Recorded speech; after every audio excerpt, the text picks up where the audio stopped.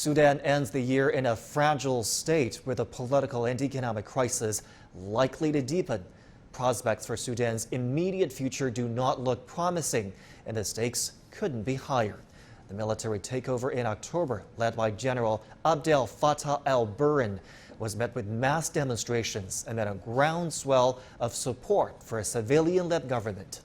On November 21st, the country's deposed Prime Minister Abdalla Hamdock signed a deal to rejoin the government after weeks under house arrest. His mission, he says, is to prevent the country from further bloodshed, but calls for a purely civilian-led government persist. Complicating the picture is the fact that opposition groups are diverse and divided. Our correspondent Naba Mohiedeen reports from Khartoum. Been a rocky and violent few months for Sudan, as the country grapples with uncertain leadership. A military coup in October was met with widespread protests, calling for a return to civilian rule. Scores of people have been killed in clashes in the last 2 months alone. But the reinstatement of the country's civilian Prime Minister Abdalla Hamdock has brought fresh hopes of reform. But the deal he struck with leaders of the military coup has been met with resistance.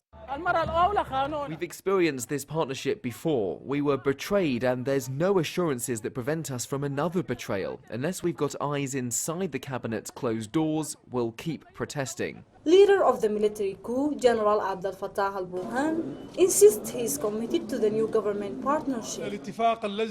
The deal signed with the Prime Minister last November is the only safe exit and the only roadmap to complete the transition. There is no way to go back from what has been done. The new year should see preparations for fresh elections in 2023. Some analysts believe the reality of the situation in Sudan means elections may not happen. We may see signs of elections, and the constitution will rule the transitional period, but holding elections needs big preparations that won't be achieved in 1 year. The situation is volatile in Sudan's capital. Government structures still need to be formed, including Legislative Council and Elections Commission. Observers say the beginning of the new year will determine the future of this new partnership and the transition. Naba Mohiedeen, CGTN, Khartoum, Sudan.